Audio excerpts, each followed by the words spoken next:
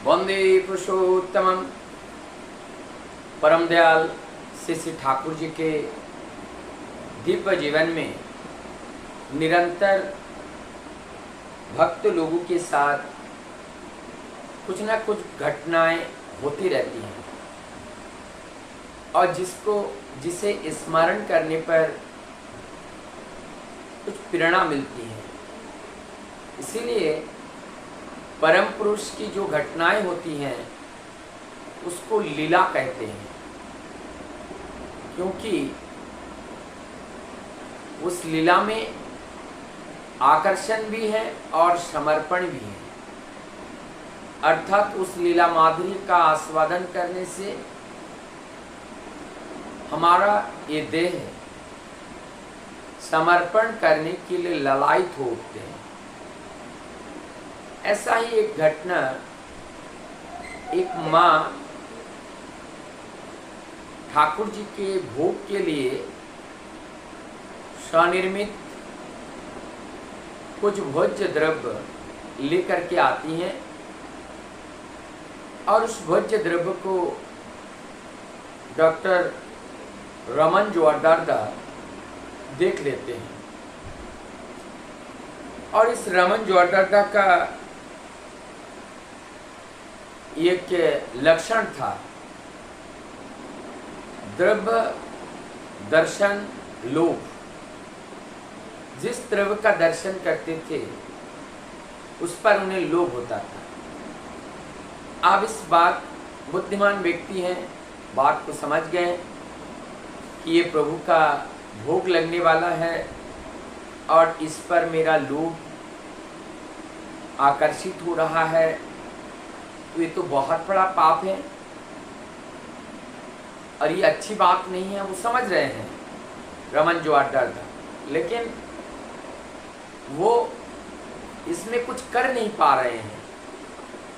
लोभ संवरण करने के लिए वहाँ ठाकुर जी के पास से पद्मा नदी के तट पर चले जाते हैं और जा कर के वहाँ पर भ्रमण कर रहे हैं, कभी इधर कभी उधर। अब परम दयाल श्री ठाकुर जी का भोग लगने का समय हुआ। उस माँ का दिया हुआ भोग आज प्रभु के लिए लग रहा है। प्रभु का भोग लगाया गया। प्रभु कुछ ही क्षण में आवाज लगाने लगे, राधे रमन कहाँ है? तब वहाँ जो शिष्य लोग थे, उनके जो पारिकर थे, पार्षद थे, तो सब लोग कहने लगे रमनदा कहाँ है? तब पता चला कि रमनदा पद्मा नदी के तट पर वहाँ पर घूम रहे हैं, कभी इधर उधर टहल रहे हैं। अब परम दयाल से ठाकुर जी कहते हैं उन्हें जल्दी बुलाओ, उन्हें बुला करके लाओ।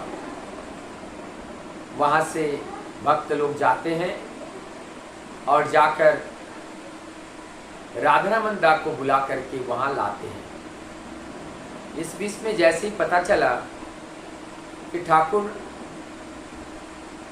मतलब जिसे रमन जोरदारदा नाम से जाने जाते हैं, रमन जोरदारदा को बुलावा आया, उनके मन में कुछ संकोच या संदेह भी हुआ।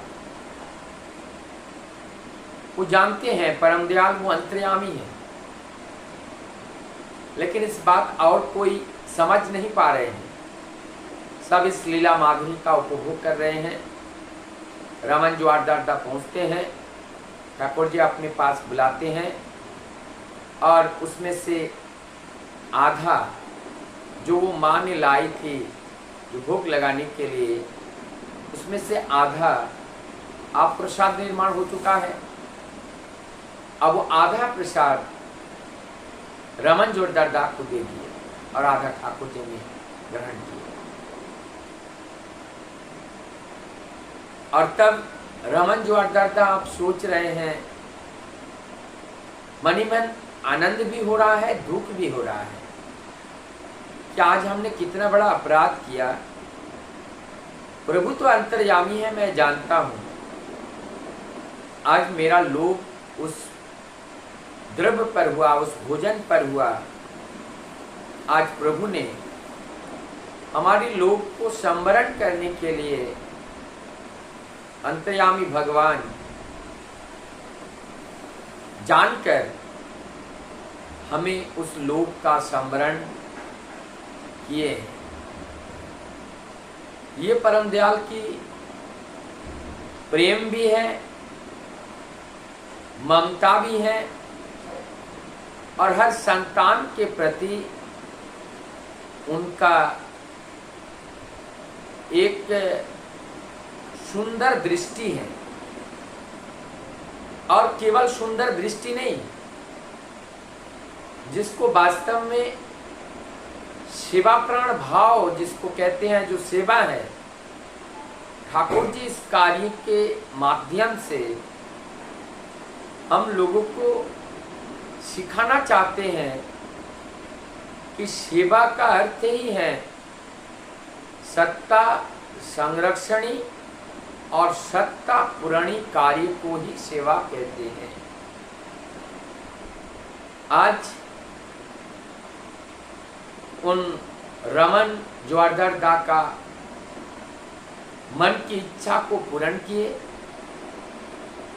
उधर माँ की इच्छा को भी ठाकुर जी ने पूर्ण किए हैं।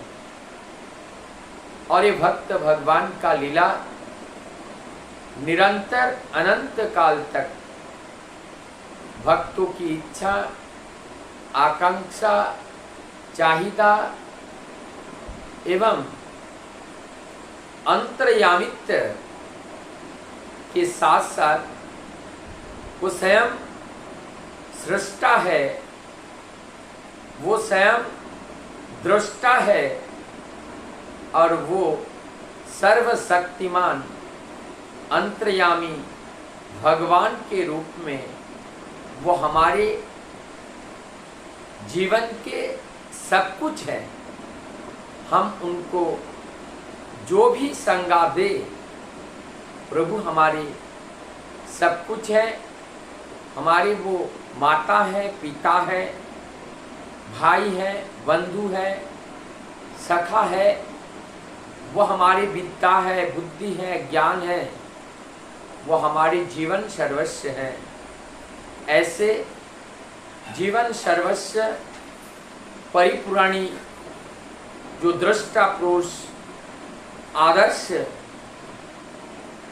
बनकर, जीवन आदर्श बनकर सद्गुरु के रूप में जब धरा पर आते हैं, उनको ग्रहण करके इस जीवन का मूल उद्देश्य को जानना चाहिए और जीवन का पूर्णांग आनंद का उपभोग